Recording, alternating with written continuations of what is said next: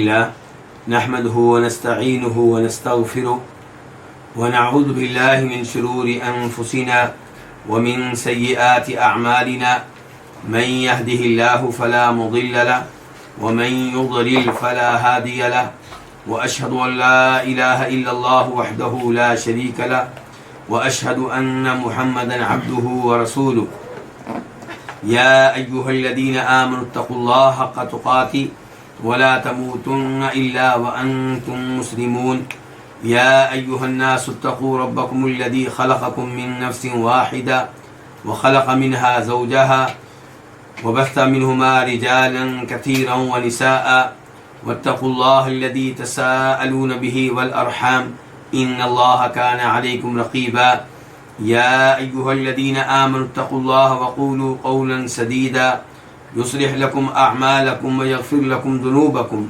ومن يطع الله ورسوله فقد فاز فوزا عظيما أما بعد فإن خير الحديث كتاب الله وخير الهدي هدي محمد صلى الله عليه وسلم وشر الأمور محدثاتها وكل محدثة بدعة وكل بدعة ضلالة وكل ضلالة في النار. الوافی بما فی الصحیحین، صحیح بخاری اور صحیح مسلم کی احادیث پہ مشتمل ایک عظیم کتاب کو کتاب کے مؤلف نے 10 مقاصد میں تقسیم کیا ہے. ان میں سے 9واں مقصد ہم پڑھ رہے ہیں اور 9ویں مقصد کا عنوان ہے التاریخ والسیرہ والمناقب، یعنی کہ وہ احادیث جن کا تعلق تاریخ سے ہے، نبی علیہ السلام کی سیرت سے ہے اور دیگر شخصیات کے مناقب و فضائل سے ہے.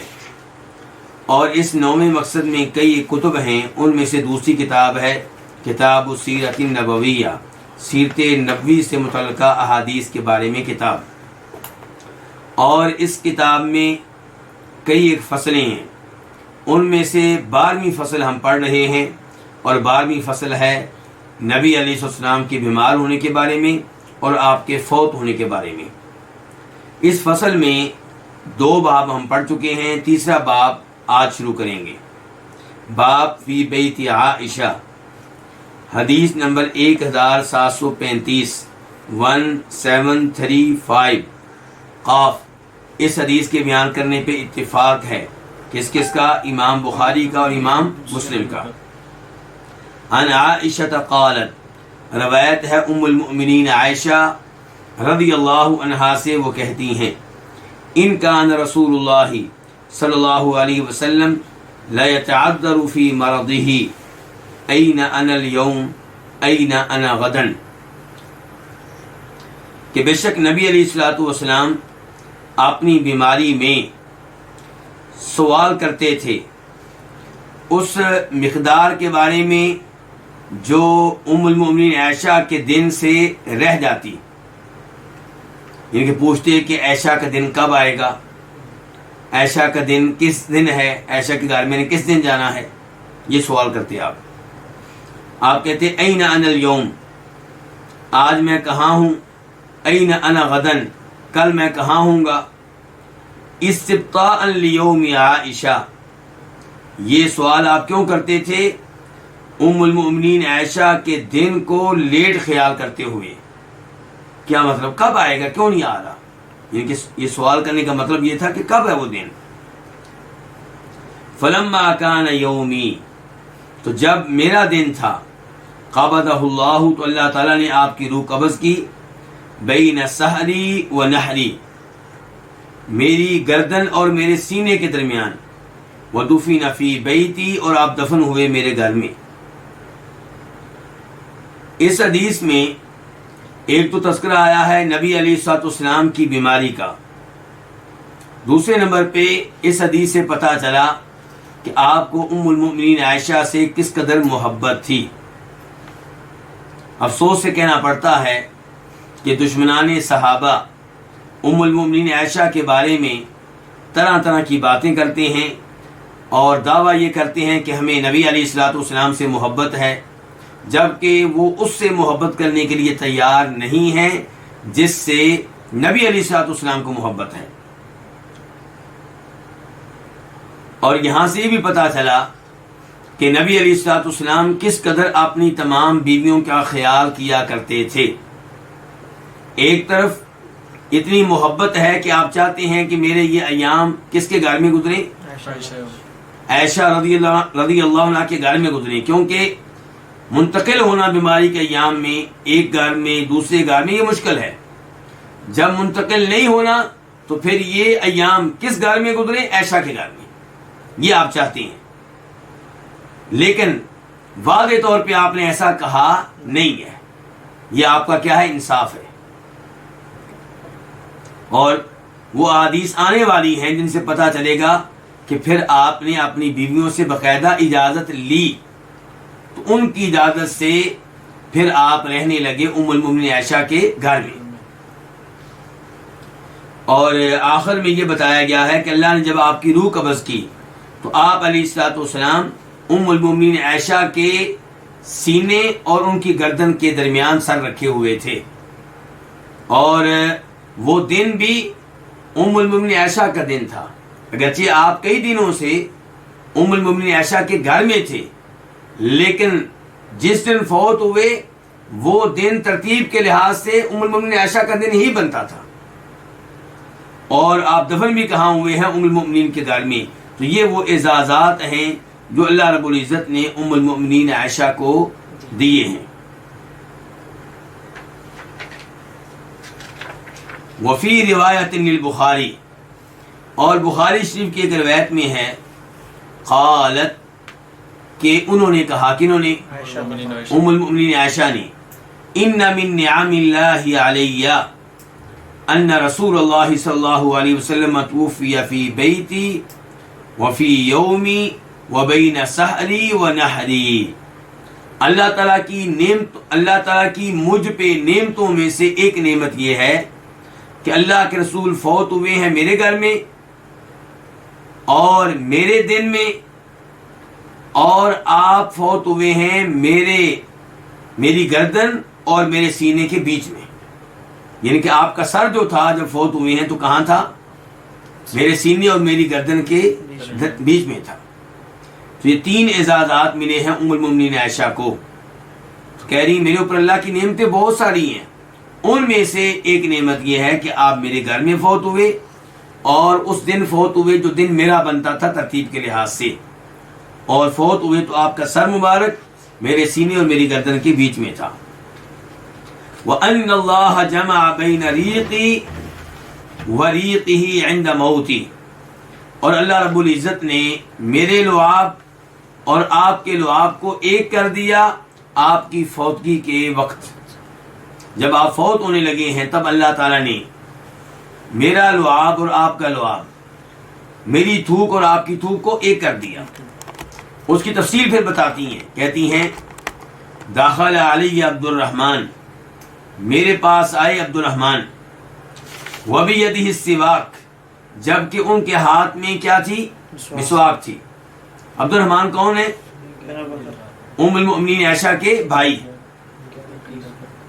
وَأَنَا مُسْنِدَةٌ رسول اللہ صلی اللہ علیہ وسلم، فرماتی ہیں جبکہ میں نبی علیہ الصلوۃ والسلام کو سہارا دیے ہوئے تھی، آپ کے سر کو ٹیک دیے ہوئے تھی اپنے جسم کے ساتھ. فَرَأَيْتُهُ يَنظُرُ إِلَيْهِ، تو میں نے آپ کو دیکھا کہ آپ اس کی طرف دیکھ رہے ہیں. کس کی طرف؟ عبد الرحمن کی طرف. وَعَرَفْتُ أَنَّهُ يُحِبُّ السِّوَاكَ، اور میں نے پہچان لیا کہ آپ مسواک کرنا چاہ رہے ہیں. یہ ہے ہمارے نبی کی صفائی، یہ ہمارے نبی کا پاک صاف رہنے کو پسند کرنا. بیماری کے ایام میں جب آپ کمزور ہو چکے ہیں، جب ایک گھر سے دوسرے گھر میں جانا آپ کے لیے ممکن نہیں ہے، ان ایام میں بھی آپ چاہتے ہیں کہ آپ مسواک کریں، آپ چاہتے ہیں کہ آپ سے کسی کو بدبو نہ آئے. تو یہ ہے نبی علیہ الصلوۃ والسلام کی صفائی ستھرائی اور آپ کی پاکیزگی. اس سے آج کل کے علماء کرام کو اور دیگر لوگوں کو سبق حاصل کرنا چاہیے کہ آج کل لوگ ان کو پیر بنا لیتے ہیں جو غسل کرنے کا نام بھی نہیں لیتے. فقلت، تو میں نے کہا، آخذہ لک، میں یہ مسواک آپ کے لیے لوں. یعنی کہ عبد الرحمن سے یہ مسواک میں پکڑوں آپ کی خاطر. فاشار برأسہ النعم، تو آپ نے اپنے سر سے اشارہ کیا، یعنی کہ ہاں، اشارہ کر کے کہا کہ ہاں پکڑو. اس سے بھی کیا پتا چلا کہ آپ اتنے کمزور ہو چکے ہیں کہ بولنا پسند نہیں فرما رہے، سر کے اشارے سے کہا کہ ہاں. فتناولتہ، تو میں نے آپ کو مسواک پکڑا دی. فاشتد علیہ، تو مسواک آپ کو سخت محسوس ہوئی. وقلت، اور میں نے کہا الینہ لک، میں اس کو آپ کے لیے نرم کر دوں، مسواک کو میں آپ کے لیے نرم کر دوں. فاشار برأسہ النعم، تو آپ نے اپنے سر سے اشارہ کیا، یعنی کہ ہاں. فلینتہ، تو میں نے اس کو نرم کر دیا. تو نرم کیسے کیا ام المومنین نے؟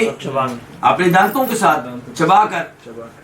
تو ام المومنین عائشہ کی مسواک کو تھوک لگ رہی ہے، ان کا لعاب لگ رہا ہے، اور وہی مسواک اللہ کے رسول نے اپنے منہ میں ڈالی ہے، تو لعاب ایک ہو گیا.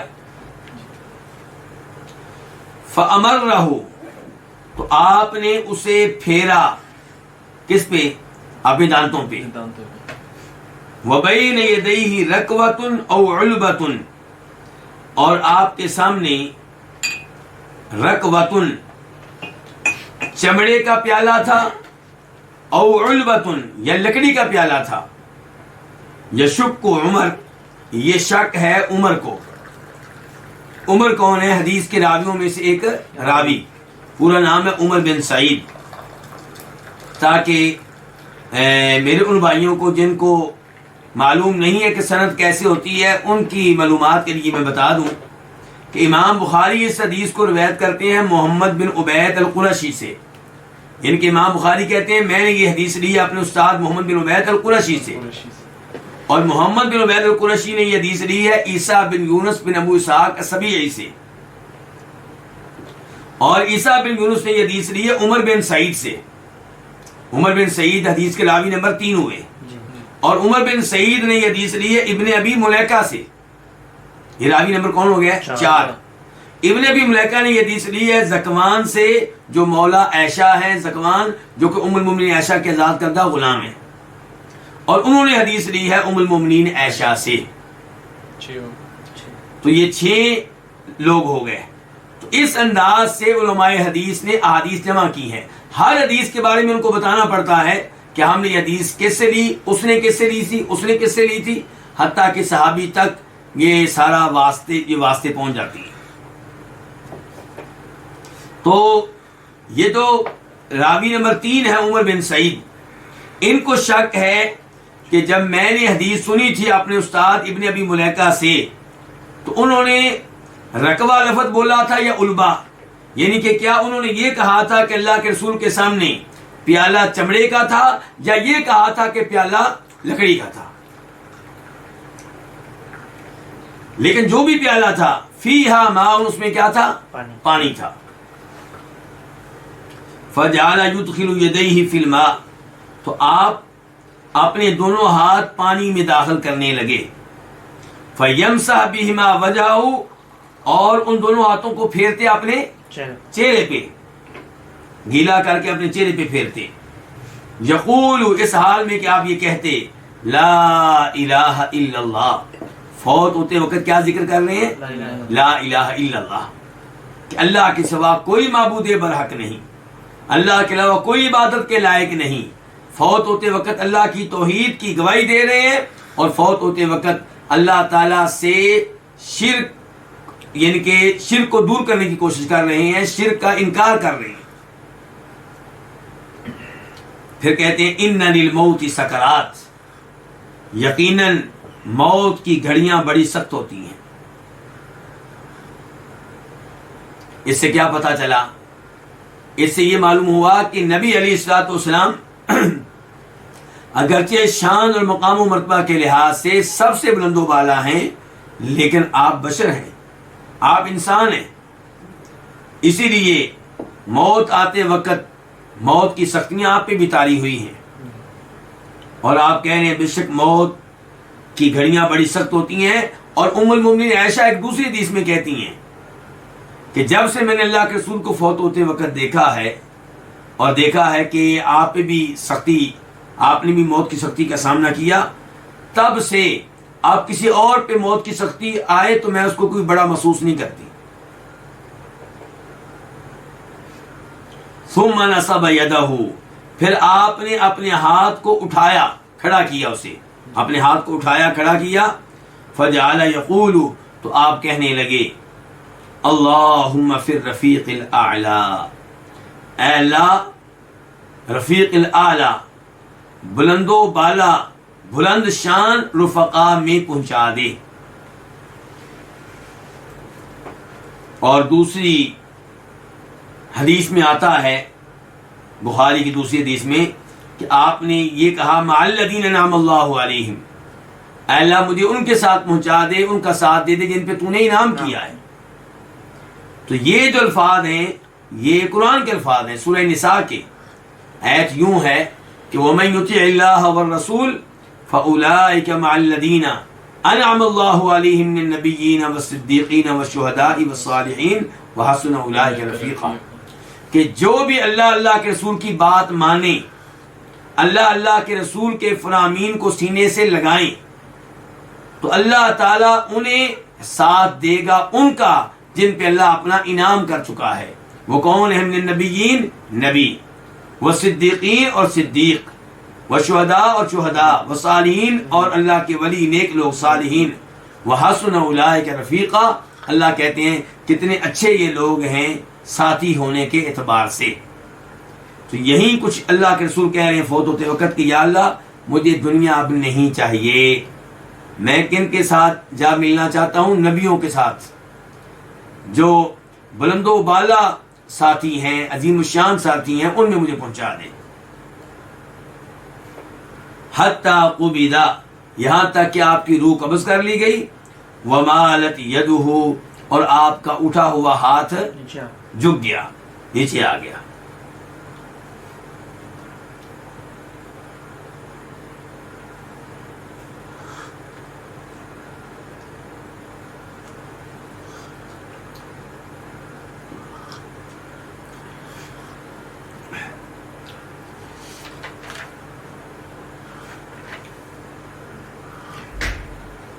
اس کے بعد حدیث نمبر 1736 1736 قاف، اس حدیث کے بیان کرنے پہ بھی اتفاق ہے کس کا؟ امام بخاری کا اور مسلم کا.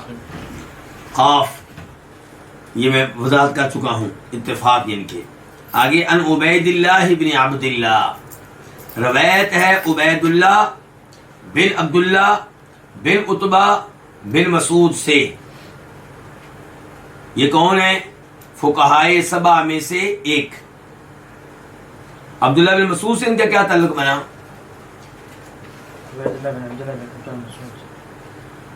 بن مسعود کے بھائی کی اولاد میں سے.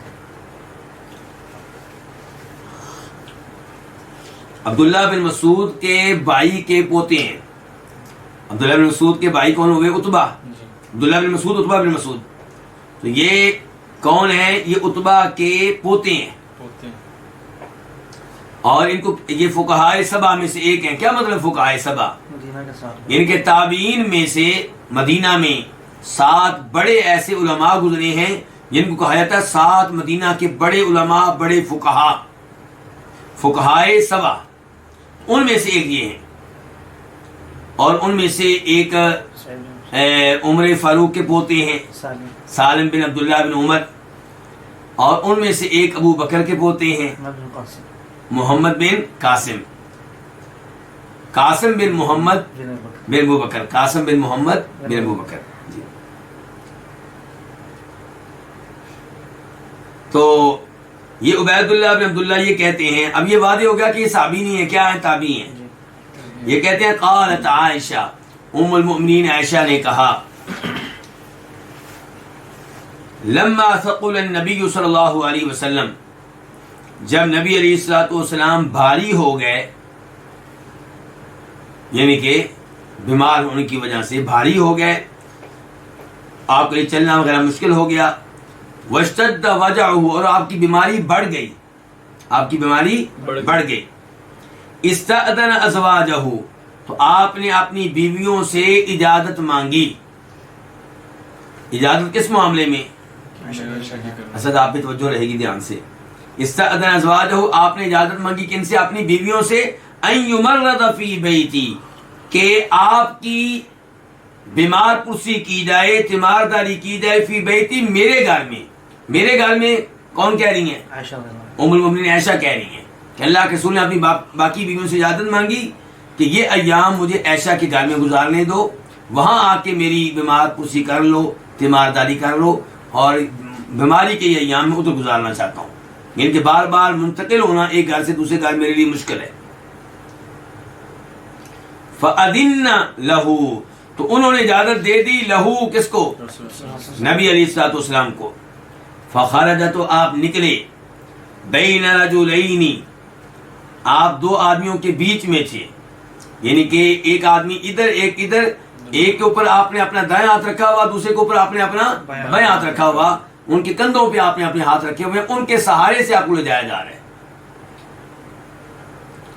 تخط رجلاہ الارض، اس حال میں کہ آپ کے پاؤں زمین پہ لگ رہے ہیں، زمین پہ لکیریں کھینچ رہے ہیں. یہ لکیریں کیوں کھینچ رہے ہیں جی؟ اس سے پتا چلا کہ آپ اتنے کمزور ہو چکے ہیں کہ پاؤں زمین پہ لگانے مشکل ہیں. آپ کو مکمل طور پہ سہارا دے کے لے جایا جا رہا ہے.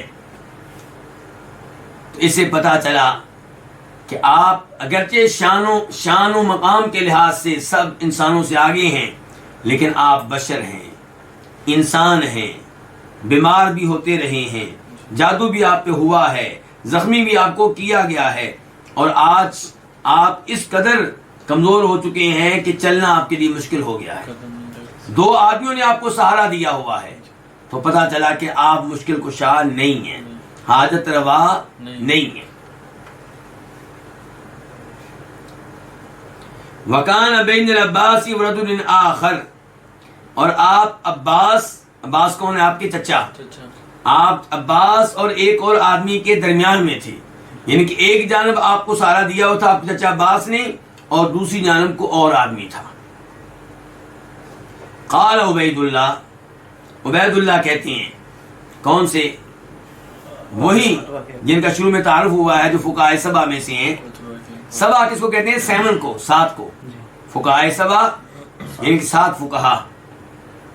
یہ عبید اللہ کہتے ہیں فذکرت لابن عباس ما قالت عائشہ. فذکرت کے بعد ذالک بھی لکھا ہوا ہے، ذالک لکھا ہوا ہے نا، لیکن میں نے اس کو چھوڑ دیا ہے کیونکہ یا یہاں پہ ذالک ہونا چاہیے یا پھر ما قالت ہونا چاہیے، دونوں کا جمع ہونا مشکل ہے، اس لیے کئی نسخوں میں، بخاری کے کئی نسخوں میں ذالک نہیں ہے. تو فذکرت لابن عباس، تو میں نے ابن عباس سے تذکرہ کیا اس گفتگو کا جو ام المومنین عائشہ نے کی تھی. یعنی کہ یہ گفتگو جو اوپر ابھی ہم نے سنی ہے، پڑھی ہے، یہ گفتگو جو ہے ام المومنین کی عبید اللہ نے بتائی کس کو؟ جا کر عبداللہ ابن عباس کو، آپ کے چچا عباس کے بیٹے عبداللہ کو.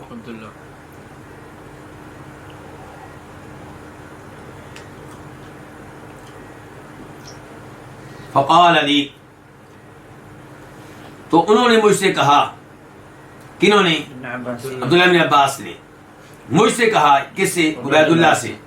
وَهَلْ تَدْرِي مَنِ الرَّجُلُ الَّذِي لَمْ تُسَمِّ عائشہ، کیا آپ جانتے ہیں یہ کون آدمی ہے جس کا نام عائشہ نے نہیں لیا؟ یعنی کہ ام المومنین نے یہ کہا ہے کہ ایک جانب عباس تھے آپ کو اٹھانے والے، سہارا دینے والے، اور دوسری جانب کو اور آدمی تھا. تو عبداللہ بن عباس کہہ رہے ہیں عبید اللہ سے، کیا تم جانتے ہو یہ کون آدمی ہے جس کا نام نہیں لیا؟ کس نے؟ ام المؤمنین عائشہ نے.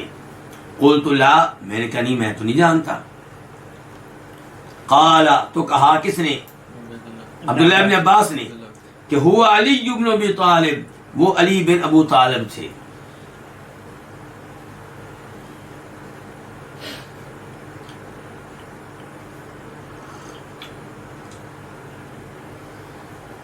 یہاں پہ سوال اٹھے گا کیا نام بھی نہیں۔ کہ ام المؤمنین عائشہ نے جناب علی کا نام کیوں نہیں لیا؟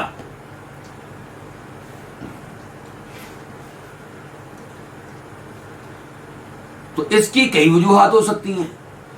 خود ہم بھی جب کوئی واقعہ بتاتے ہیں تو واقعہ بتاتے ہوئے کبھی کسی کا نام لے لیتے ہیں، کبھی کسی کا نام نہیں لیتے. مثال کے طور پہ میں نے اور آپ نے کسی بڑے عالم دین کا تذکرہ کرنا ہو کہ وہ آئے تھے تو ان سے فلاں عالم دین ملے اور ایک اور آدمی بھی ملا، تو ہم کئی دفعہ نام نہیں لیتے بے خیالی میں، اور کئی دفعہ جان بوجھ کر، یعنی کچھ بھی ہو سکتا ہے. اب ام المؤمنین عائشہ نے یہ نام جان بوجھ کر نہیں لیا یا بے خیالی میں یہ نام نہیں لیا، یہ سوال ہے. کئی لوگ کہتے ہیں کہ ام المؤمنین نے جان بوجھ کے جناب علی کا نام نہیں لیا. کیوں بھائی؟ کیونکہ ام المؤمنین جب ان پہ تہمت لگی تھی تو نبی علیہ الصلوۃ والسلام نے ان دنوں میں کئی لوگوں سے مشورہ مانگا تھا کہ مجھے کیا کرنا چاہیے. مشورہ مانگا تھا کہ عائشہ کے بارے میں تم لوگوں کی کیا رائے ہے. بریرہ رضی اللہ عنہ نے ام المؤمنین عائشہ کی سائر لی، ان کی پاکیزگی کا اور پاک دامنی کا تذکرہ کیا، بتایا کہ یہ تو معصوم سی لڑکی ہے. اسامہ بن زید نے بھی مشورہ جو دیا وہ ام المؤمنین عائشہ کے حق میں تھا، لیکن جناب علی کا مشورہ یہ تھا کہ اللہ کے رسول آپ کے لیے عورتیں تھوڑی ہیں، ان کو چھوڑ دیں، کسی اور سے نکاح کر دیں. الزام انہوں نے بھی نہیں لگایا، تہمت انہوں نے بھی نہیں لگائی، لیکن یہ چاہا کہ اللہ کے رسول نبی ہیں تو اس عورت سے جان چھڑا لیں جس پہ تہمت لگ چکی ہے، تاکہ آپ کے اوپر کوئی داغ نہ لگے، کوئی دبا نہ لگے. یہ الفاظ بظاہر تو بہت اچھے ہیں اور جناب علی کی نیت بھی صاف ہے، لیکن ام المؤمنین عائشہ سے پوچھیں کہ اچھے ہیں کہ نہیں ہیں. جس عورت کے بارے میں کہا جائے اس کے خاوند کو کہ اس کو آپ چھوڑ دیں، ظاہر ہے اس کے دل میں تو افسوس رہے گا، اس کے دل میں تو ملال رہے گا. تو اس لیے کئی لوگوں کی رائے یہ ہے کہ ام المؤمنین عائشہ نے جناب علی کا جان بوجھ کے یہاں پہ نام نہیں لیا کیونکہ ان کا نام لینا نہیں چاہتی تھی. یہ ایک رائے ہے، یہ تصویر کا ایک رخ ہے.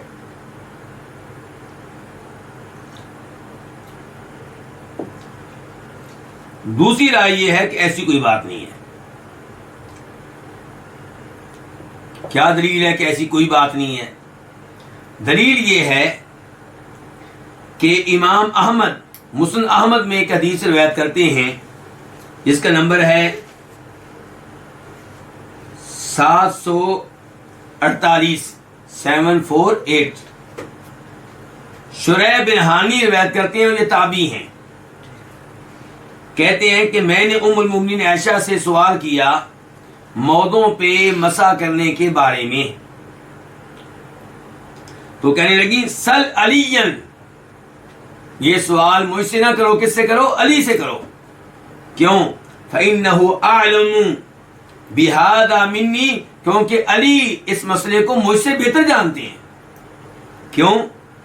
کان یسافر مع رسول اللہ صلی اللہ علیہ وسلم، وہ اللہ کے رسول کے ساتھ سفر کیا کرتے تھے. ان کے میں تو عورت ہوں، جب کبھی قرآن دادی میں میرا نام نکلا تو میں سفر میں آپ کے ساتھ چلی گئی، جب میرا نام نہیں نکلا تو کوئی اور بیوی چلی گئی، حفصہ، سودا وغیرہ. لیکن علی تو اکثر آپ کے ساتھ سفر میں ہوا کرتے تھے، تو یہ مسئلہ ان سے پوچھو. تو وہ تابعی کہتے ہیں فسألت علی، یعنی میں نے علی سے سوال کیا. فقالت، انہوں نے کہا کہ نبی علیہ السلام نے فرمایا تھا کہ مسافر کے لیے مسح کی مدت 3 دن ہے اور مقیم کے لیے 1 دن اور 1 رات ہے. تو اس حدیث سے کیا پتہ چلا؟ ناراضگی نہیں تھی. ناراضگی نہیں تھی. اس سے پتہ چلا کہ ام المؤمنین کا دل جناب علی کے بارے میں صاف تھا.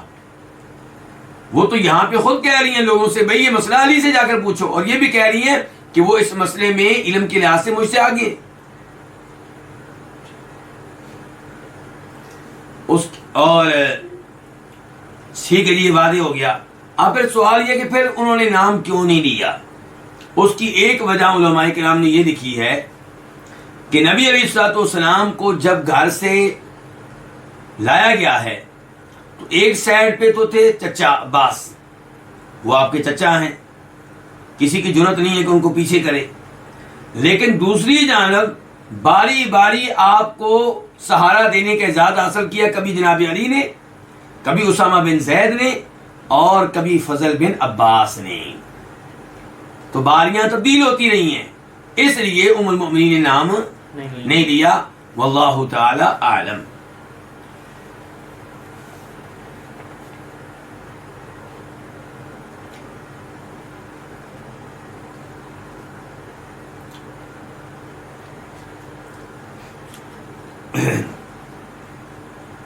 باب نمبر 4، باب لم یطلب علی الولایہ، کہ جناب علی نے کسی قسم کی خلافت، کسی قسم کی گورنری کا مطالبہ نہیں کیا، اس کا سوال نہیں کیا.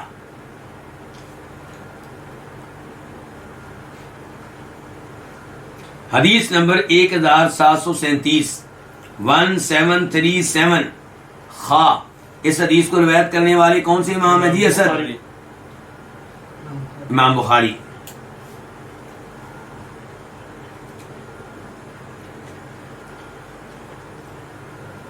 عن ابن عباس، روایت ہے جناب عبداللہ ابن عباس سے. تو عبداللہ ابن عباس نبی علیہ الصلوۃ والسلام کے کیا لگتے ہیں؟ چچا کے بیٹے. ذرا یہ دھیان سے، یہ حدیث سننے سے پہلے راوی کا تعارف ضروری ہے. آپ کے چچا کے بیٹے ہیں عبداللہ ابن عباس، اور ہاشمی ہیں. کیا ہیں؟ ہاشمی ہیں. میرے کہنے کا مطلب ہے ہاشمی تو ان کو سب مانتے ہیں، باقی ہم تو یہ مانتے ہیں کہ اہل بیت میں سے ہیں، لیکن کئی لوگ نہیں مانتے. جو صحابہ کرام کے دشمن ہیں، صحابہ کرام کو برا بلا کہنے والے ہیں، اہل بیت کا نام استعمال کرتے ہیں، وہ عبداللہ ابن عباس اور ان کے والد وغیرہ کو اہل بیت میں سے نہیں مانتے. صحیح بات کیا ہے کہ آپ کے مسلمان چچا اور ان کی اولاد وہ کون ہیں؟ وہ اہل بیت میں سے ہیں. تو یہ اہل بیت میں سے ہیں، لیکن چلے 2 منٹ کے لیے اگر ان کو اہل بیت میں سے نہیں مانتا، یہ تو مانے گا کہ ہاشمی ہیں، قریشی ہیں، ہاشمی ہیں. وہ روایت کر رہے ہیں کہ ان علی بن ابی طالب، کہ علی بن ابو طالب خرجا نکلے، من عند رسول اللہ صلی اللہ علیہ وسلم، نبی علیہ الصلوۃ والسلام کے پاس سے، فی وجعہ الذی توفی فیہ، آپ کی اس بیماری میں جس بیماری میں آپ فوت ہوئے ہیں. یعنی کہ جناب علی اللہ کے رسول کے پاس سے تو پھر باہر نکلے. فقال الناس، تو لوگوں نے کہا، یا ابا الحسن، اے ابو الحسن. ابو الحسن کون ہے؟ جناب علی ہیں، ان کی کنیت ہے، کیونکہ ان کے بڑے بیٹے کا نام کیا ہے؟ حسن. حسن رضی اللہ عنہ. تو ان کی وجہ سے ان کی کنیت کیا؟ ابو الحسن. اور ایک ان کی کنیت اور بھی ہے، وہ کیا ہے؟ ابو تراب. وہ کیوں ہے؟ کیونکہ آپ جانتے ہیں کہ مسجد میں وہ لیٹے ہوئے تھے، تو نبی علیہ السلام تشریف لائے اور آپ نے ان کے جسم سے مٹی صاف کی اور کہا، قم یا ابا تراب، ابو تراب اٹھو، ابو تراب مٹی والے، مٹی والے اٹھو. تو آپ نے لفظ کیا استعمال کیا؟ ابا تراب. تو یہ کنیت ان کو بڑی پسند تھی، کیونکہ اللہ کے رسول نے ان کے اوپر یہ استعمال کی تھی. اور یہاں پہ تھوڑی سی یہ بھی وضاحت ہو جائے، میں چاہتا ہوں غلط فہمیاں ختم ہوں، کہ جناب علی مسجد میں لیٹے ہوئے تھے. کیوں لیٹے ہوئے تھے؟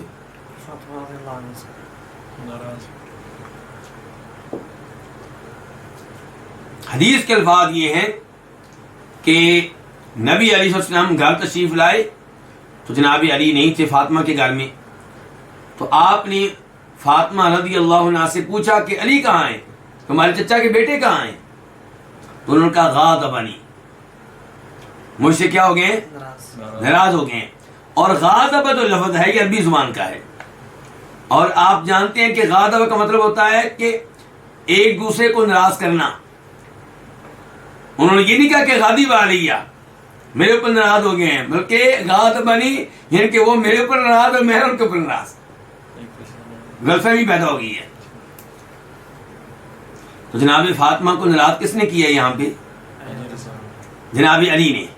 اور یہ کوئی بڑی بات نہیں ہے، میاں بیوی ہیں، چھوٹی موٹی بات ہو جاتی ہے. مجموعی طور پہ ان کے تعلق شاندار ہے، بہت ہی عمدہ ہے، قابل رشک ہے، لیکن معمولی سی بات کبھی گھر میں ہو جانا یہ کوئی بڑی بات نہیں ہے. ایسی باتوں کو پبلک کے سامنے لانا اور یہ ظاہر کرنا کہ نعوذ باللہ ایک دوسرے کو دشمن تھے، یہ غلط ہے. اور دشمنان صحابہ یہی کام کرتے ہیں، کچھ جھوٹے واقعات اور کچھ سچے واقعات، لیکن بات معمولی سی ہوتی ہے اس کو بڑھا چڑھا کے پیش کرتے ہیں. اب نعوذ باللہ ہم تو ایسی بات نہیں کریں گے، لیکن بات سمجھانے کے لیے کہہ رہا ہوں. اگر کوئی کہے کہ جناب فاطمہ کو جناب علی نے ناراض کر دیا تھا، اور اللہ کے رسول علیہ السلام فرماتے ہیں کہ فاطمہ میرے جسم کا حصہ ہے، جو اس کو ناراض کرے گا اس نے مجھے ناراض کیا ہے، اور جو اللہ کے رسول کو ناراض کرے اس نے کس کو ناراض کیا ہے؟ اللہ کو. اتنا اگر ہم ان کے باتیں بڑھائیں تو یہ کوئی اچھی بات نہیں ہے، یہ کوئی اچھا طریقہ کار نہیں ہے.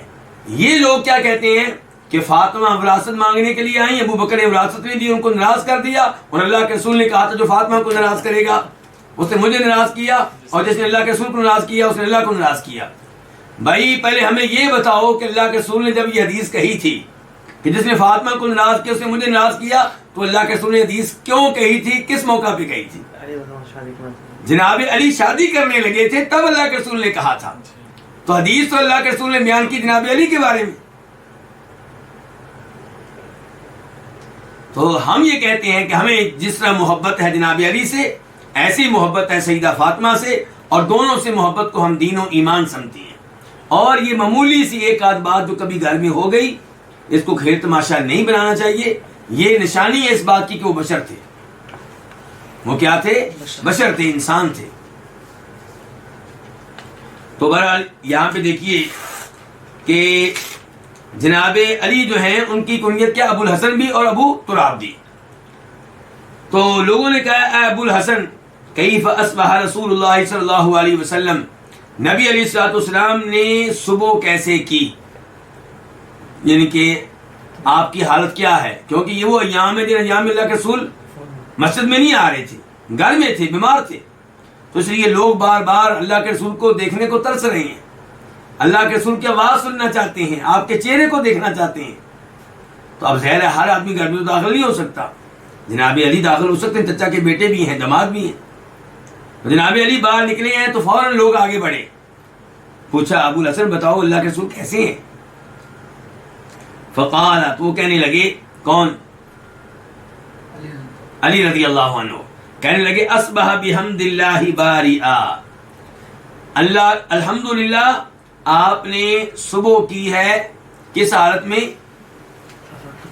آپ افاقے میں ہیں. آپ کیا ہیں؟ آپ افاقے میں ہیں، یعنی کہ آپ کی حالت اس وقت کافی بہتر ہے.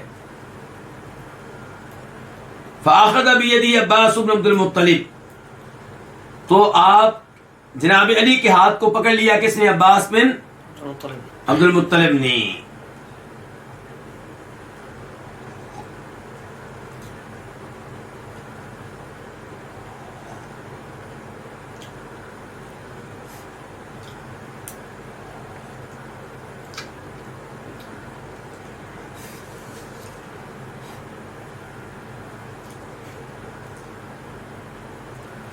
تو جناب علی باہر نکلے ہیں، لوگوں نے حال چال پوچھا ہے تو انہوں نے بتایا اللہ کے رسول کافی بہتر حالت میں ہیں، افاقے میں. تو ان کے ہاتھ کو پکڑ لیا کس نے؟ عباس بن عبد المطلب نے. عباس چچا اور علی ان کے کیا لگتے ہیں؟ بھتیجے. فقال لہو، تو انہوں نے ان سے کہا، کنہوں نے کس سے کہا؟ عباس نے جناب علی سے کہا، انت واللہ بعد ثلاث عبد العصا،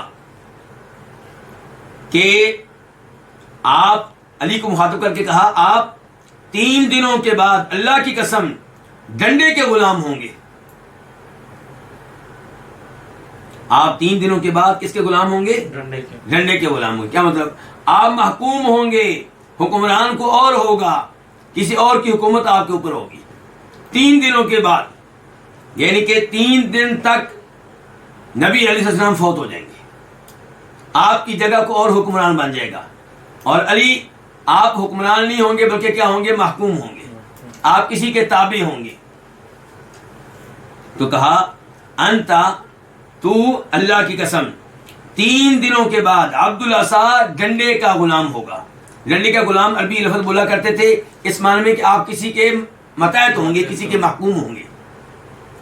وَإِنِّي وَاللَّهِ لَأُرَى رسول اللہ صلی اللہ علیہ وسلم سوف يتوفى من وجعه هذا، اللہ کی قسم بے شک میرا یہ خیال ہے کہ نبی علیہ السلام جلد ہی فوت ہو جائیں گے اپنی اس بیماری سے۔ کیوں جی عباس کو کیسے پتا چلا؟ عالم الغیب تھے؟ اللہ کے رسول کے چچا ہیں، شاید عالم الغیب ہو؟ نہیں، عالم الغیب کوئی بھی نہیں ہے اللہ تعالیٰ کے علاوہ۔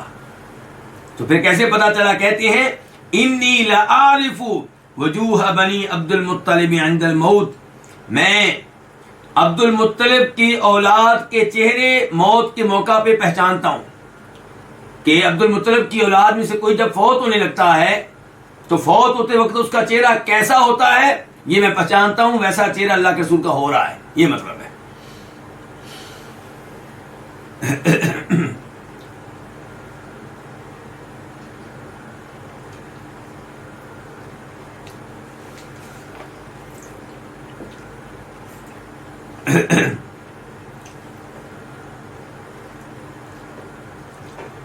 اذهب بنا،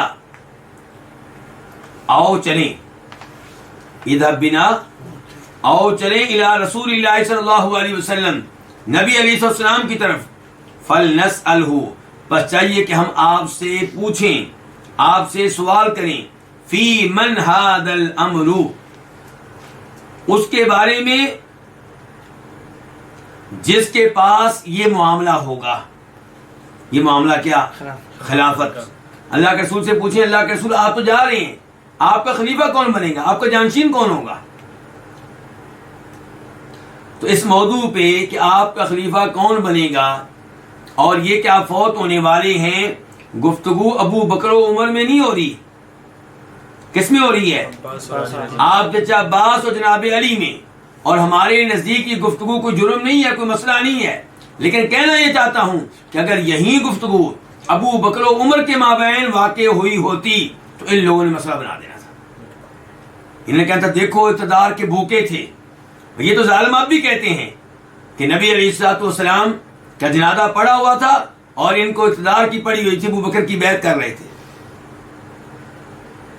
حالانکہ آج پوری دنیا مانتی ہے اور پہلے بھی مانتے تھے، بس یہ لوگوں کو جذبات میں لے آتے ہیں کہ جب بھی کوئی بادشاہ فوت ہو، کوئی بڑا آدمی فوت ہو، فوری طور پہ اس کی جگہ پہ کسی اور کو مقرر کریں، اس کا نائب مقرر کریں، وہ بتائے گا کہ جنازہ کس نے پڑھانا ہے، دفن کہاں کرنا ہے، جنازہ کہاں پہ ہوگا، سارے مسائل وہی حل کرے گا۔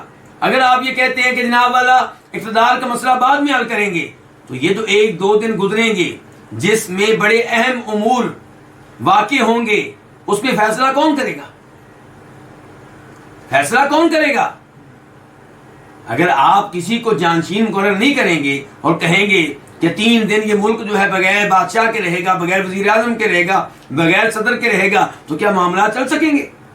بالکل نہیں چل سکیں گے۔ ایک بات تو یہ ہے۔ دوسرے نمبر پہ ابو بکر صدیق کی بیعت کے لیے لوگ جمع ہوئے تو بنیادی طور پہ ابو بکر کی یہ خواہش نہیں تھی، نہ عمر فاروق کی یہ خواہش تھی۔ ہوا یہ تھا کہ جب آپ فوت ہوئے تو مدینہ میں رہنے والے انصاری صحابہ کرام نے اجتماع کیا، میٹنگ کی۔ انہوں نے کہا کہ دیکھیں اللہ کے رسول ہمارے پاس مکہ سے آئے تھے اور آپ تو نبی تھے، ہم نے آپ کو بڑا تسلیم کیا، کرتے رہیں گے۔ اب ہم ہیں اس شہر مدینہ کے رہنے والے، بنیادی باشندے ہم ہیں، اب ہم نے فیصلہ کرنا ہے کہ آئندہ حکمران کون ہوگا۔ کسی نے یہ بات ابو بکر عمر کو بتا دی کہ انصاری صحابہ کرام تو ادھر جمع ہو چکے ہیں اور وہ فیصلہ کر رہے ہیں کہ آئندہ حکمران کون ہوگا۔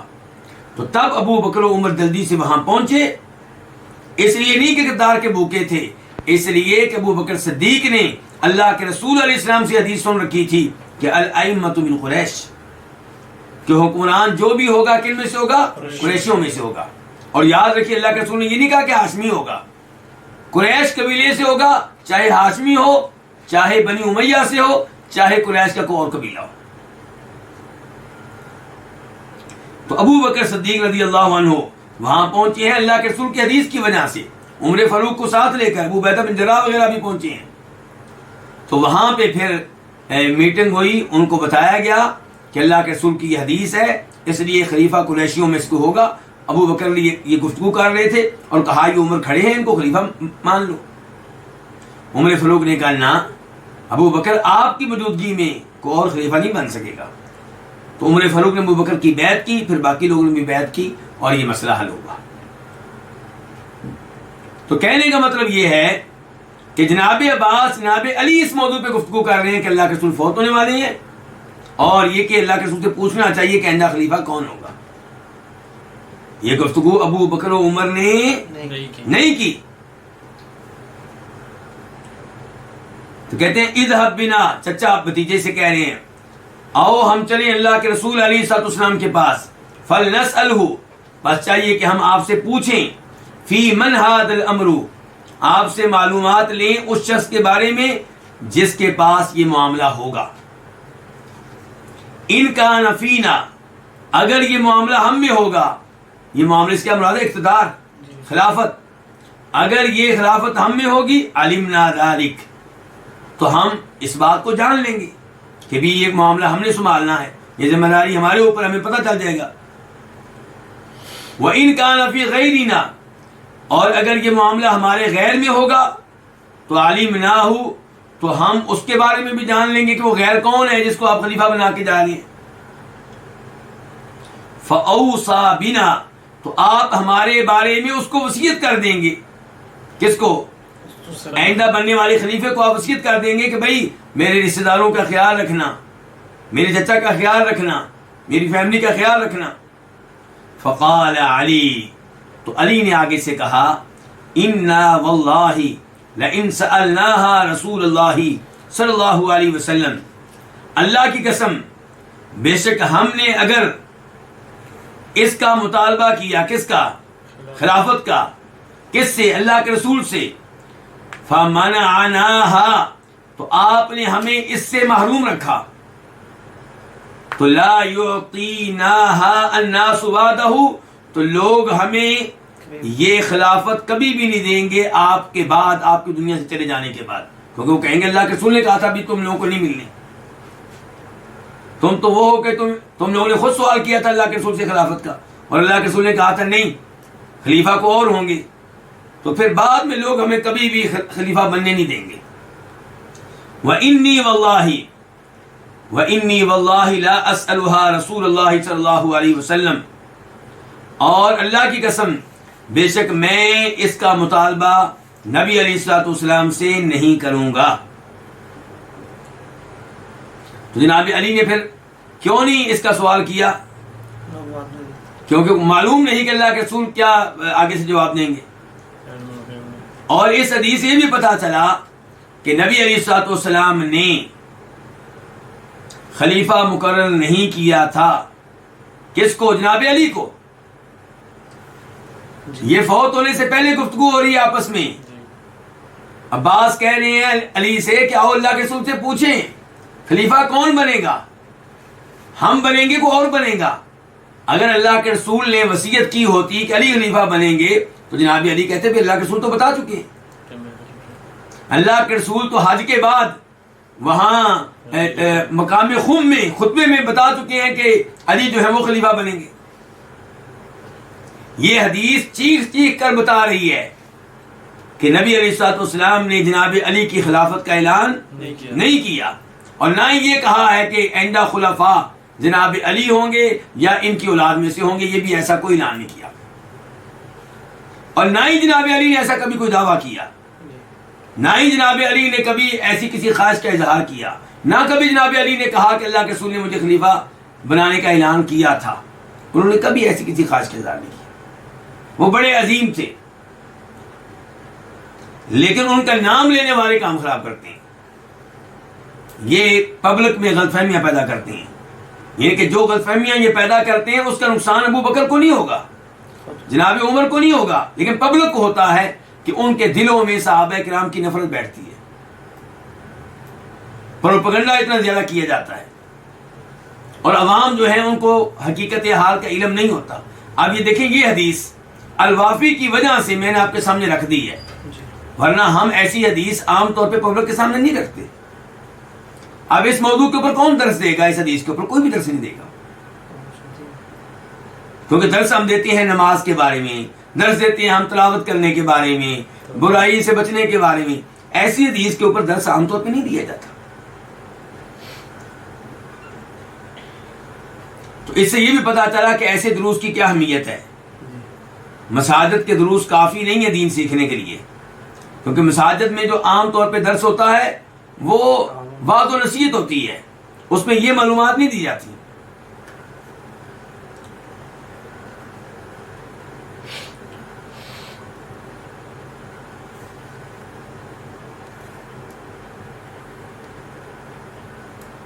اور اس حدیث سے یہ بھی پتا چلا کہ جناب علی رضی اللہ عنہ خلافت کی خواہش رکھتے تھے۔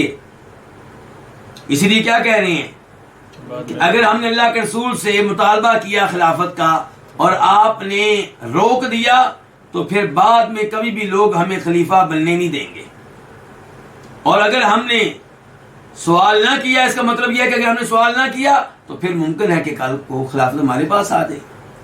اچھا، اب جناب علی اس کا مطلب ہے خلافت کی خواہش رکھتے تھے، تو کیا یہ کوئی غلطی ہے، کوئی جرم ہے؟ بالکل کوئی جرم نہیں ہے، کوئی غلطی نہیں ہے۔ خلافت کی خواہش رکھتے تھے، اس کا مطلب یہ نہیں تھا کہ وہ چاہتے تھے کہ ہم مسلمانوں کے مال پہ قبضہ کر لیں گے، نعوذ باللہ، بلکہ جذبہ یہ تھا کہ ہمیں موقع ملے گا ہم اللہ کی شریعت کو لوگوں پہ نافذ کریں گے، ہم جہاد کریں گے اور کروائیں گے، ہم اللہ کی حدود کو نافذ کریں گے، ہم لوگوں کی خدمت کریں گے، یعنی کہ اس کے ذریعے اللہ تعالیٰ کو راضی کریں گے۔ یہ تو آج کل کے لوگ ہیں جو اقتدار چاہتے ہیں، عام طور پہ لوگ جو ہیں وہ اپنے مفادات کے لیے، لیکن صحابہ کرام وغیرہ کے بارے میں ایسی بات سوچی نہیں جا سکتی۔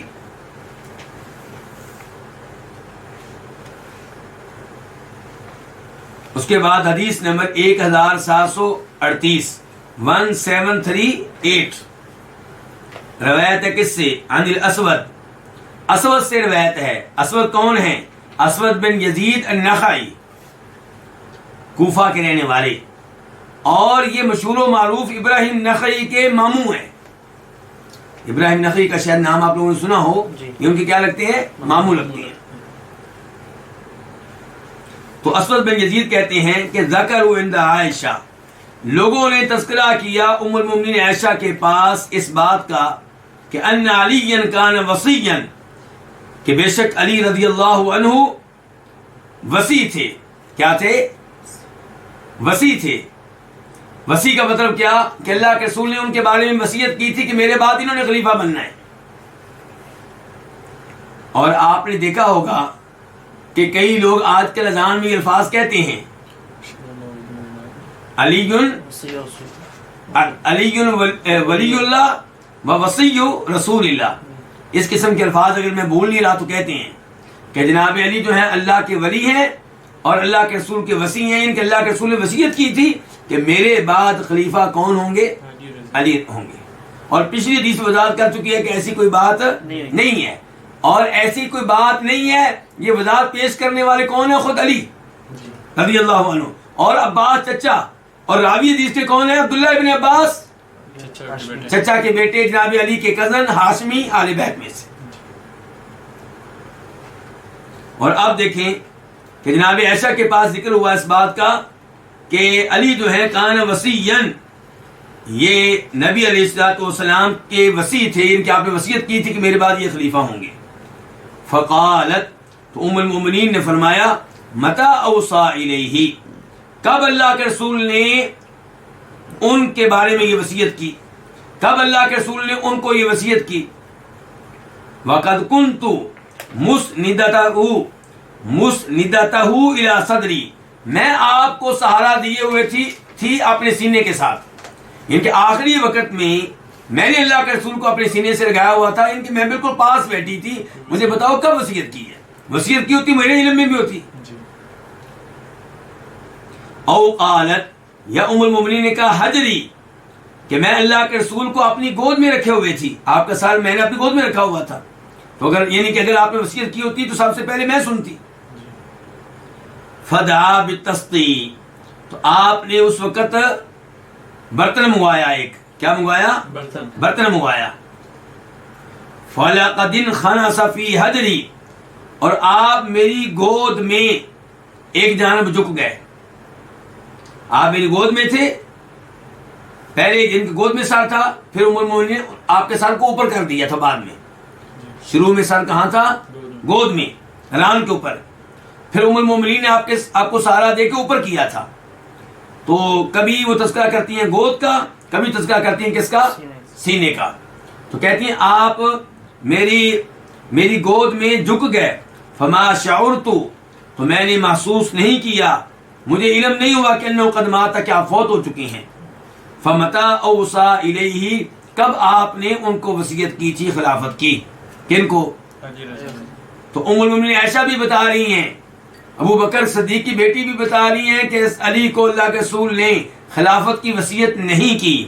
علی بھی کہہ رہے ہیں مجھے وصیت نہیں ہوئی. چچا عباس بھی کہہ رہے ہیں ان کو وصیت نہیں ہوئی. عبداللہ بن عباس بھی ایسی حدیث سے روایت کر رہے ہیں. اور یہ آج کل کے لوگ پتہ نہیں کہاں سے وصیت لے آئے ہیں.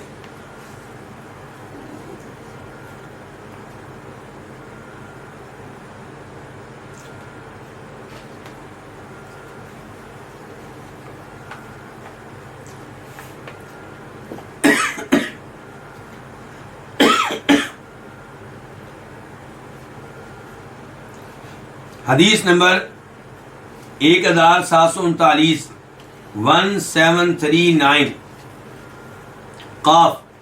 اس حدیث کے بیان کرنے پہ اتفاق ہے کس کس کا؟ امام بخاری کا اور امام مسلم کا.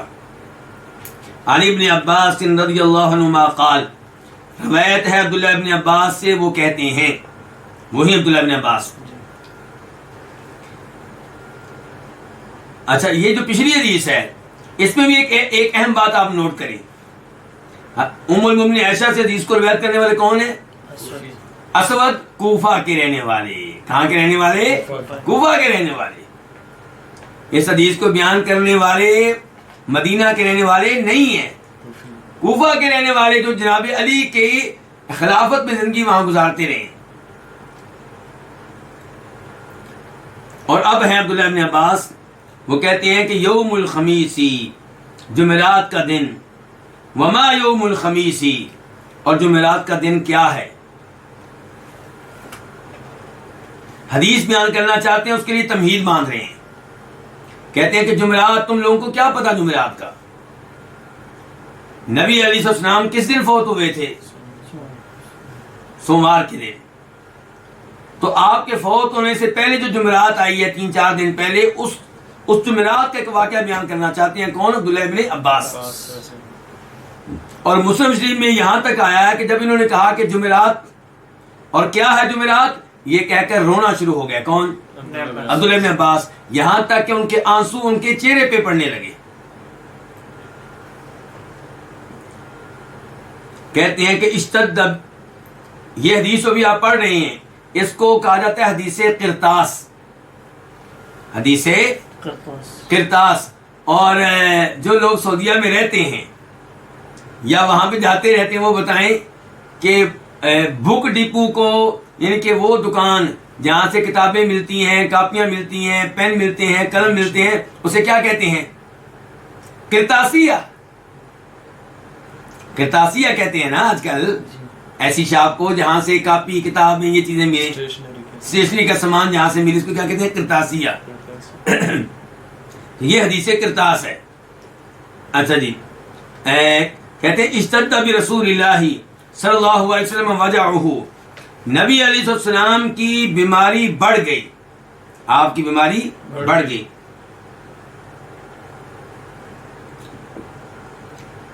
فقال، تو آپ نے کہا، ائتونی، میرے پاس آؤ، اکتب لکم کتابا، میں تمہیں ایک تحریر لکھ دوں، لن تضلوا بعدہ ابدا، اس کے بعد تم کبھی بھی گمراہ نہیں ہو سکو گے۔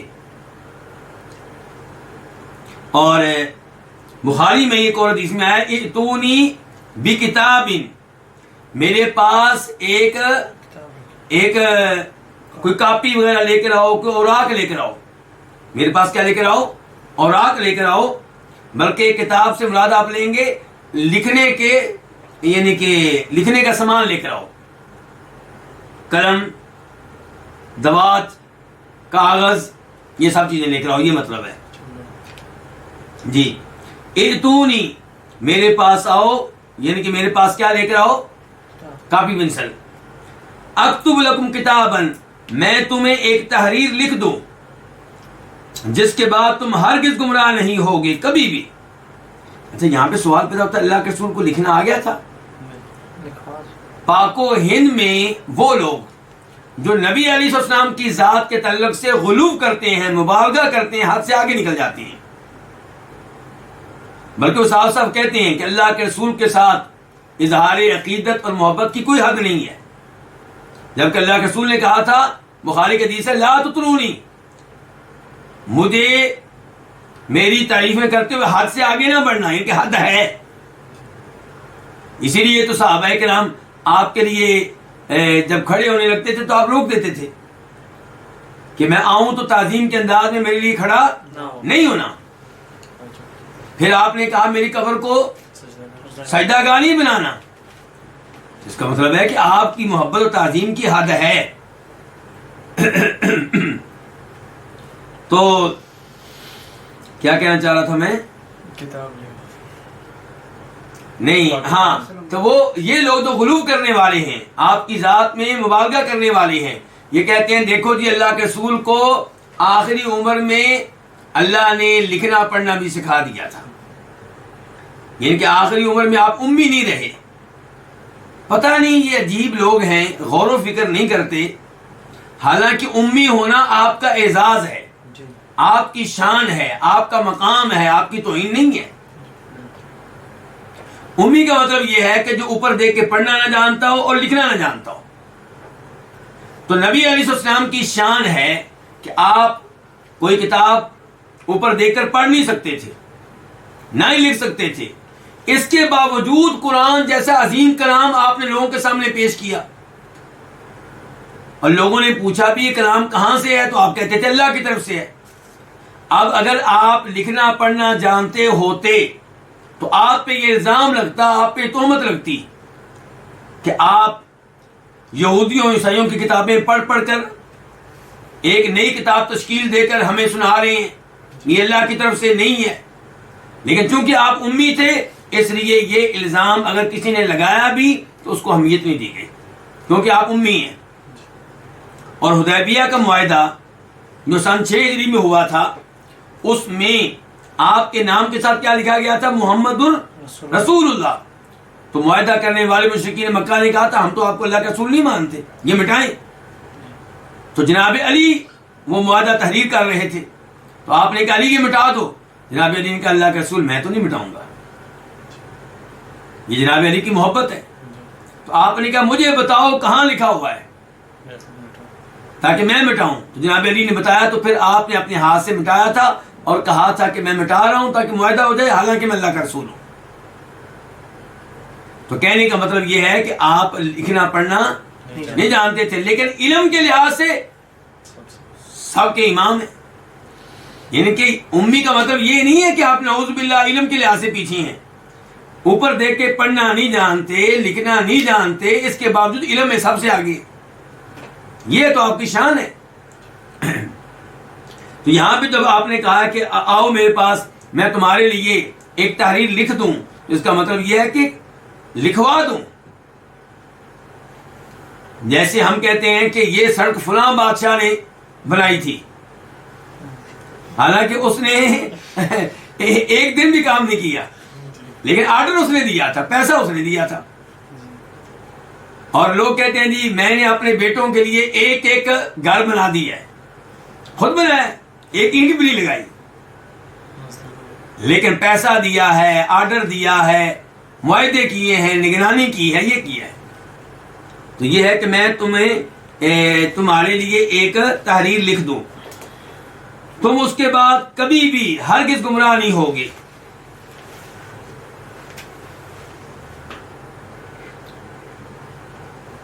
اس کا کیا مطلب ہے تم بالکل گمراہ نہیں ہوگے؟ مطلب یہ کہ اگر اس تحریر کی پیروی کرو گے تو گمراہ نہیں ہوگے. یہ الفاظ تو آپ نے قرآن کے بارے میں بھی کہے ہوئے ہیں، حدیث کے بارے میں بھی کہے ہوئے ہیں کہ دو چیزیں تمہیں چھوڑ کے جا رہا ہوں، ان کو مضبوطی سے تھام لو تو تم کبھی بھی گمراہ نہیں ہوں گے. لیکن گمراہ لوگ تو کثرت سے موجود ہیں مسلمانوں میں، اس لیے کہ کتاب و سنت کے اوپر عمل نہیں کیا. تو یہ تحریر اللہ کے رسول، اگر اس کے اوپر عمل نہیں کیا جائے گا تو گمراہی تو ہوگی. عبداللہ بن عباس کہتے ہیں فتنازعوا، تو ان لوگوں نے کیا کیا؟ آپس میں اختلاف کیا. کیا اختلاف کیا؟ کسی نے کہا بھی لے کر آؤ، اللہ کے رسول نے کہا ہے لکھوا لینا چاہیے اللہ کے رسول سے، بہت اچھی بات ہے. کسی نے کہا نہیں، اللہ کے رسول بیماری کے ہاتھ میں ہے اور اللہ کے رسول کو اس موقع پہ تکلیف دینا، تنگ کرنا مناسب نہیں ہے.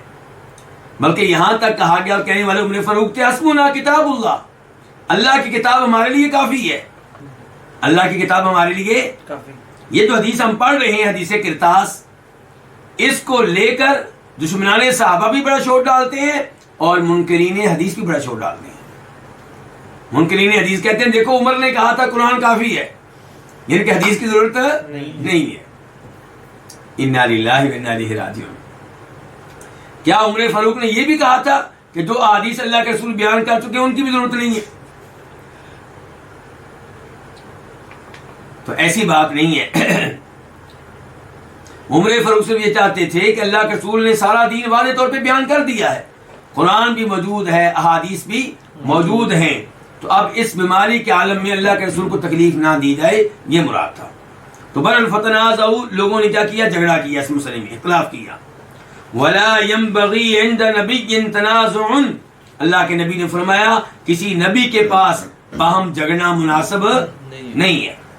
یہ الفاظ کچھ لوگ کہتے ہیں عبداللہ بن عباس کی ہیں جو حدیث کے راوی ہیں. صحیح بات یہ ہے کہ الفاظ اللہ کے رسول علیہ الصلوۃ والسلام کی ہیں، جیسا کہ یہ معلوم ہوتا ہے بخاری کی دوسری حدیث ہے جس کا نمبر ہے 114. فقالوا، تو ان لوگوں نے کہا ما شأنہ، آپ کا کیا معاملہ ہے؟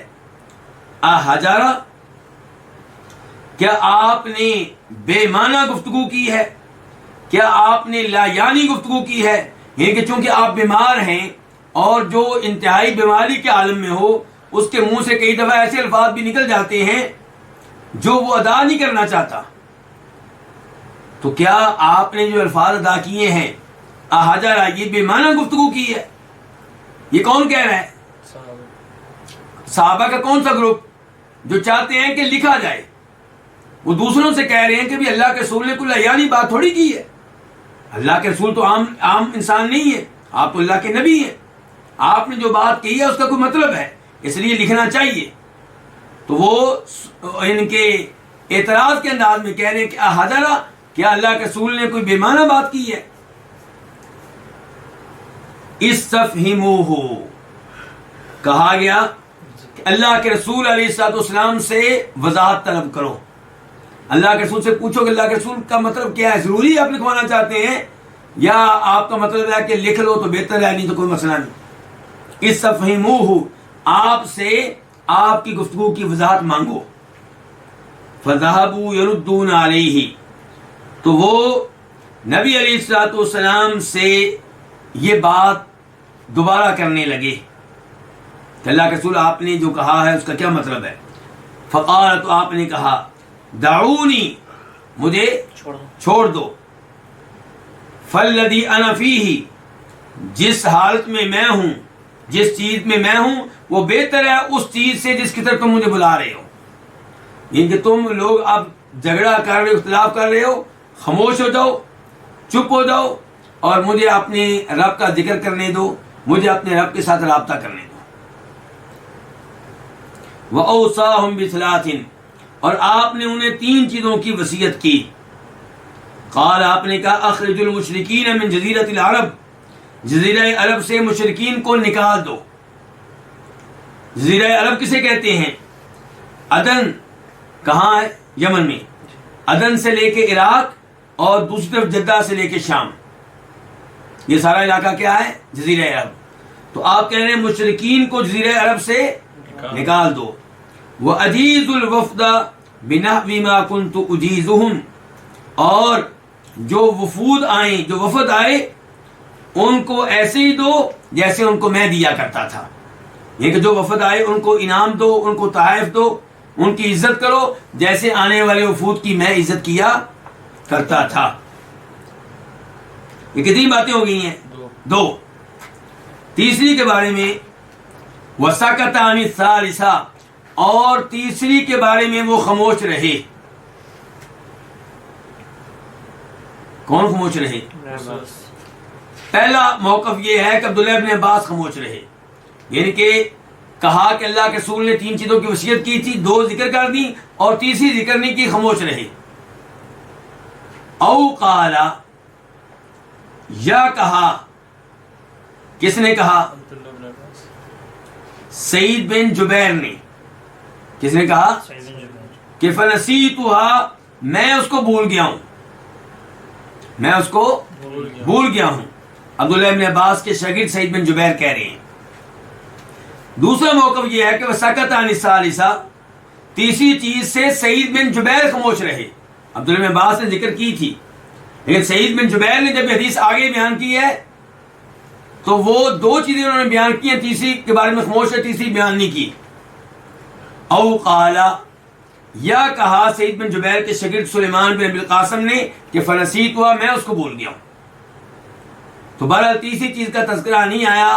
تو تیسری چیز کیا ہے؟ علماء کرام کے اندازے یہ ہیں دیگر احادیث کی روشنی میں کہ یا تو آپ نے قرآن کے بارے میں وصیت کی کہ قرآن کو مضبوطی سے تھامے رکھنا، یا آپ نے یہ وصیت کی کہ اسامہ والا لشکر جس کے مدینہ سے نکلنے کا میں آرڈر جاری کر چکا ہوں اور ان کو میں روانہ کر چکا ہوں، ان کو روانہ کرنا جو میری وجہ سے واپس آ گئے، میرے بیمار ہونے کی وجہ سے اگر میں فوت ہو جاتا ہوں تو اس لشکر کو بھیجنا ہے. اور یا پھر آپ نے یہ کہا کہ میری قبر کو بت نہ بنانا، ایسا بت نہ بنانا جس کی عبادت کی جائے، میری قبر کو میلہ گاہ نہ بنانا جس کی عبادت کی جائے. تو ایسی کوئی وصیت ہے جو آپ نے تیسرے نمبر پہ کی. اچھا جی، اب وہ لوگ جن کا عقیدہ یہ ہے کہ نبی علیہ الصلوۃ والسلام نے یہاں پہ تحریر اس لیے لکھوانی تھی تاکہ جناب علی کی خلافت کا اعلان کرے، جناب علی کی خلافت کے بارے میں لکھوانا چاہتے تھے. صحابہ کرام کو شک پڑ گیا تو انہوں نے شور ڈال دیا، عمر نے شور ڈال دیا. نعوذ باللہ من ذالک. اللہ ان لوگوں کو ہدایت دے. کوئی موقع یہ ہاتھ سے جانے نہیں دیتے صحابہ کرام کی توہین و گستاخی کا. تو آپ کیا کہتے ہیں جی پھر ان کی اس موقف کے بارے میں؟ پہلے نمبر پہ یہ بتائیں کہ یہ واقعہ کب کا ہے؟ جمعرات کا ہے. صحابہ کرام جمع تھے. اسی حدیث میں آتا ہے دوسری روایات میں کہ آپ نے صحابہ کرام کو نکال دیا. ٹھیک ہے، وہ نکل گئے. اس کے بعد گھر میں کون آتے جاتے رہے؟ جناب علی، سیدہ فاطمہ، چچا عباس. تو آپ ان کو بعد میں بتا دیتے کہ میں علی کے حق میں خلافت لکھوانا چاہتا تھا، ان لوگوں نے شور ڈال دیا ہے، لیکن میں تمہیں بتا رہا ہوں. جناب علی بعد میں بتا دیتے کم از کم کہ اللہ کے رسول نے میرے حق میں وصیت کی تھی لیکن ان لوگوں نے لکھنے نہیں دی. نبی علیہ الصلوۃ والسلام کو حق بات پہنچانے سے دوسرے نمبر پہ اب کہہ رہا ہوں. پہلے نمبر پہ یہ بتایا کہ 3-4 دن آپ کو ملے تھے، آپ بعد میں یہ تحریر لکھوا سکتے تھے اور بعد میں زبانی بھی بتا سکتے تھے. دوسرے نمبر پہ گزارش کر رہا ہوں کہ نبی علیہ الصلوۃ والسلام کو حق بات پہنچانے سے مشرکین مکہ روک نہیں سکے. صحابہ کرام کی کیا ضرورت ہے کہ روک سکیں؟ نبی علیہ السلام کو پورا مکہ، جبکہ آپ اکیلے اٹھے تھے توحید کا پیغام لے کر، دعوت توحید سے روک نہیں سکا پورا مکہ. تو صحابہ کرام کیسے روک سکتے ہیں اللہ کے رسول کو؟ مسئلہ یہ تھا کہ اللہ کے رسول نے کہا کہ آؤ میں تحریر لکھوا دوں.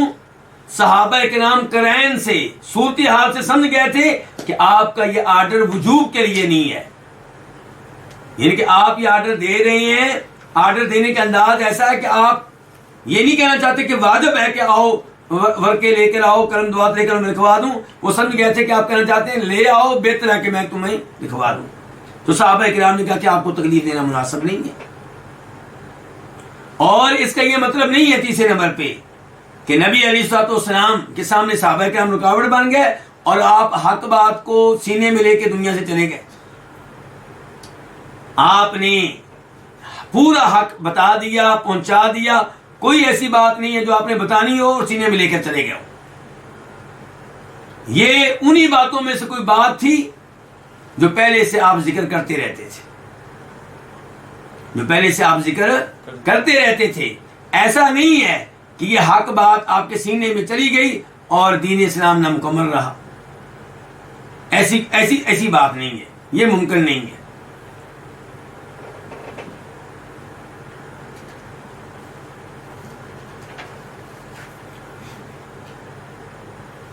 اس کے بعد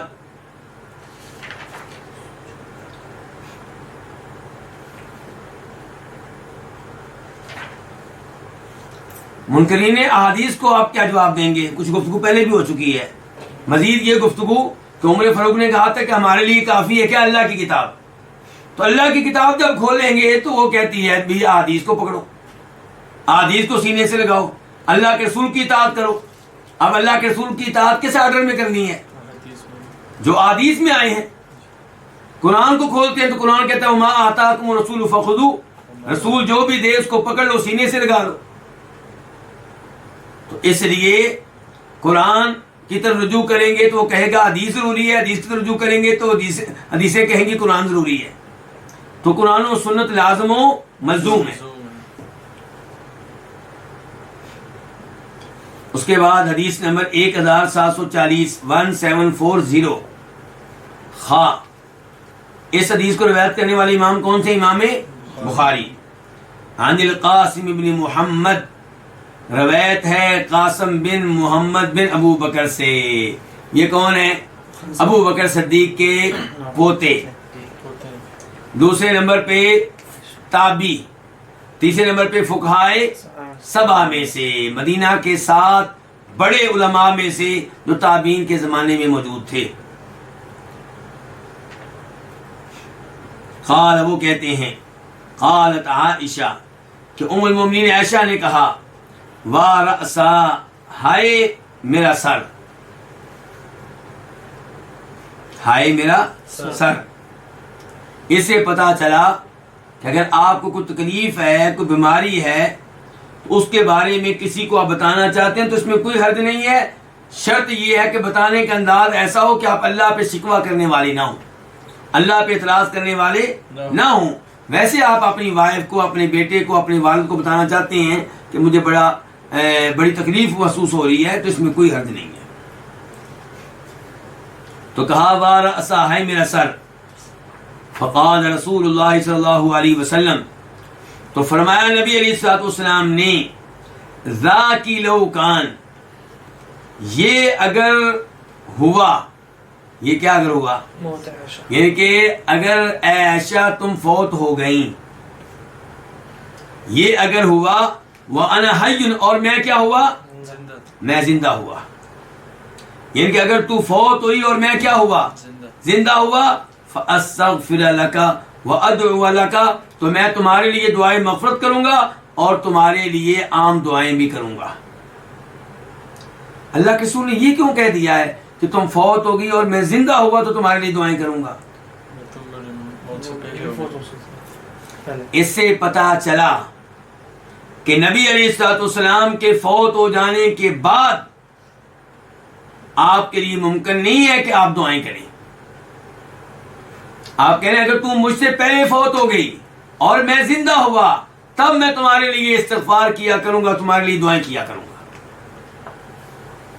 تو جو لوگ آج آپ کی قبر پہ کھڑے ہو کے آپ سے کہہ رہے ہوتے ہیں کہ اللہ کے رسول امت کے لیے دعا کریں، امت کے لیے استغفار کریں، ان کا یہ کام بالکل غلط ہے. نبی علیہ السلام صاف صاف کہہ رہے ہیں اپنی وائف سے کہ اے عائشہ اگر تو فوت ہوئی اور میں ہوا زندہ تب میں تمہارے لیے استغفار کروں گا, تمہارے لیے دعائیں کروں گا. تو زندگی میں آپ صحابہ کرام کے لیے بھی, اپنی بیویوں کے لیے بھی دعائیں کرتے رہے, استغفار کرتے رہے. اور اگر فوت ہونے کے بعد بھی آپ کے لیے ایسا ممکن ہوتا تو آپ یہ نہ کہتے کہ ایسا اگر تمہیں کچھ ہو گیا, تم فوت ہو گئی اور میں زندہ ہوا تو تب میں تمہارے لیے استغفار کروں گا. آپ کہتے ہیں ایسا اگر تم فوت ہوگی تمہارے لیے استغفار کروں گا, میں زندہ ہوا تب بھی, فوت ہو گیا تب بھی. تو یہ حدیث بڑی اہم دلیل ہے, اس کو یاد رکھنا چاہیے اور ایسے لوگوں کے سامنے پیش کرنی چاہیے جو اس قسم کے شبہات پیش کرتی ہیں. فقالت عائشہ, تو عائشہ نے کہا وَثُقْلِيَا, ہائے افسوس, واللہ اللہ کی قسم, انی لأظنک, میرا آپ کے بارے میں گمان یہ ہے کہ تحب موتی, آپ تو میرے مرنے کو پسند کرتے ہیں, یعنی کہ آپ تو میرے مرنے کا انتظار کر رہے ہیں. یعنی کہ اللہ کے رسول بھی پیار فرما رہے ہیں اور ام المومنین بھی پیار کی باتیں کر رہی ہیں, لیکن اللہ کے رسول پیار میں غلط بات نہیں کہتے. پیار میں جو کچھ کہا ہے وہ حق ہے, وہ شریعت ہے. وَلَوْ كَانَ ذَلِكَ, اور اگر یہ ہوا, کیا مطلب میں فوت ہو گئی, لَظَلِلْتَ آخِرَ يَوْمِكَ مُعَرِّسًا بِبَعْضِ أَزْوَاجِكَ, تو آپ اپنے اس دن کے آخر میں اپنی کسی نہ کسی بیوی کے ساتھ رات گزار رہے ہوں گے, یعنی کہ مجھے بھول بھی چکے ہوں گے. یعنی کہ اگر میں فوت ہو گئی آپ کی زندگی میں تو آپ مجھے دفن کرنے کے بعد اسی دن رات کو اپنی کسی اور بیوی کے ساتھ رات گزار رہے ہوں گے. مطلب یہ کہ مجھے بھول جائیں گے. آپ پیار میں کہہ رہی ہیں, محبت سے کہہ رہی ہیں. فقال النبی, تو فرمایا نبی علیہ الصلوۃ والسلام نے, بل انا ورأسا, بلکہ میں بھی یہ کہتا ہوں ہائے میرا سر, ان کے مجھے بھی کچھ محسوس ہو رہا ہے. اور یہاں سے آپ کی آخری بیماری کا آغاز ہوا تھا. یہ حدیث جس میں آپ کہہ رہے ہیں کہ ہائے میرا سر, یہاں سے آپ کی آخری بیماری کا آغاز ہوا تھا. لقد ہممت, البتہ تحقیق میں نے پختہ عزم کیا, یا آپ نے کہا تھا, راوی کو شک ہے, یا آپ نے کہا تھا او اردت, میں نے ارادہ کیا اس بات کا کہ ان ارسل الی ابی بکر, کہ میں پیغام بھیجوں ابو بکر کی طرف, وابنہ, اور اس کے بیٹے کی طرف, واعہد, اور میں وصیت کروں, کس چیز کی, خلافت کی. یہ آپ نے ارادہ کیا کہ آپ وصیت کریں ابو بکر کے حق میں, کس چیز کی, خلافت کی وصیت کی. آپ یعنی کہ وصیت کریں خلافت کے بارے میں. تو آپ کہہ رہے ہیں کہ میں نے پختہ عزم کر لیا, یا میں نے ارادہ کر لیا کہ میں ابو بکر کو اور اس کے بیٹے کو پیغام بھیجتا ہوں, وآحد, اور میں وصیت کرتا ہوں, کس کی, خلافت کی. کس کے حق میں, ابو بکر کے حق میں. اس بات کو ناپسند کرتے ہوئے ان یقول القائلون, کہ کہنے والے کہیں, یا تمنا کرنے والے تمنا کریں. کیا مطلب, یعنی کہ میں وصیت اس لیے کرنا چاہتا ہوں, میں نے وصیت کرنے کا ارادہ اس لیے کیا تھا کہ کہیں ایسا نہ ہو کہ میرے فوت ہونے کے بعد کہنے والے کہیں کہ جناب خلافت میرا حق ہے, خلافت میرے اس بیٹے کا حق ہے, خلافت میرے ابا جی کا حق ہے. یا آرزو کرنے والے آرزو کریں کہ مجھے خلیفہ بننا چاہیے. تو اس خدشے کی بنیاد پہ میں چاہتا ہوں کہ میں وصیت کروں. ثم قلت, پھر میں نے کہا, یہ کہ ارادہ میں نے کر لیا تھا, کس چیز کا, خلافت کی وصیت کرنے کا ابو بکر کے حق میں. پھر میں نے کہا یأبی اللہ ویدفع المؤمنون, اللہ بھی انکار کر دے گا, اللہ کسی اور کو خلیفہ نہیں بننے دے گا, اللہ انکار کر دے گا, ویدفع المؤمنون, اور مومن بھی انکار کر دیں گے. او یا اللہ کے رسول نے کہا پہلے یدفع, اللہ کے ساتھ یدفع کا لفظ بولا ہے, ان کے پہلے الفاظ کے الٹ مطلب ایک ہی نکلے گا. یا آپ نے کہا کہ یدفع اللہ, اللہ تعالیٰ انکار کر دیں گے, وَيَأْبَى الْمُؤْمِنُونَ, اور مومن انکار کر دیں گے کسی اور کی خلافت سے.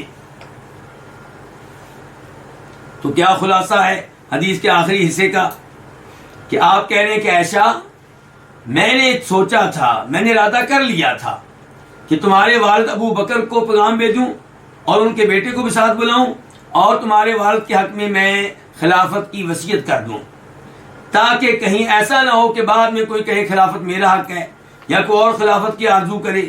لیکن پھر میں نے یہ سوچا، پھر میں نے یہ کہا دل ہی دل میں کہ نہ اللہ تعالیٰ کسی اور کو خلافت دے گا، نہ مومن کسی اور کو خلیفہ بننے دیں گے،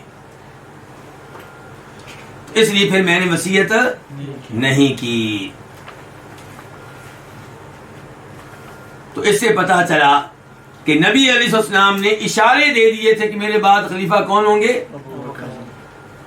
باقاعدہ نص نہیں ملے گی کہ آپ نے کہا کہ میرے بعد ابو بکر خلیفہ ہیں یا علی خلیفہ ہیں، لیکن اشارے آپ نے جتنے بھی دیے ہیں کس کے حق میں دیے ہیں؟ کبھی آپ ان کو آخری دنوں میں مصلی امامت پہ کھڑا کر رہے ہیں، کبھی آپ کہہ رہے ہیں کہ مسجد میں جن لوگوں کے دروازے کھلتے ہیں سب کے سب بند کر دیجئے سوائے ابو بکر کے دروازے کے۔ اس کا مطلب یہ کہ اشارہ ہے کہ یہ خلیفہ بنیں گے اور بطور خلیفہ انہوں نے بار بار مسجد میں آنا ہے، اس لیے ان کا دروازہ رہنے دو۔ اور کبھی آپ یہ ام المؤمنین عائشہ سے کہہ رہے ہیں کہ میرا دل چاہتا ہے کہ ان کے لیے وصیت کر دوں، پھر میں نے سوچا کہ نہ اللہ کسی اور کو خلیفہ بننے دے گا، نہ مومن کسی اور کو خلیفہ بننے دیں گے۔ یہ اور اس قسم کے کئی اشارے ملتے ہیں جن سے پتہ چلتا ہے کہ آپ کے بعد خلافت کے حقدار کون تھے؟ ابو بکر رضی اللہ تعالیٰ عنہ تھے۔ بہرحال ہم تمام صحابہ کرام سے محبت کرتے ہیں، جناب ابو بکر سے، جناب عمر سے، جناب عثمان سے، جناب علی سے، جناب امیر معاویہ سے، اور آل بیت سے خصوصاً جناب علی، حسن حسین، فاطمہ، یہ سب جو ہیں یہ ہمارے سٹار ہیں، بلکہ سپر سٹار ہیں، اور ان سے محبت کو ہم ایمان دین سمجھتے ہیں۔ ان سے محبت کر کے ہم یہ یقین رکھتے ہیں کہ اللہ ہم پہ راضی ہوگا، اور محبت وہ کرتے ہیں جو کتاب و سنت کے مطابق ہے۔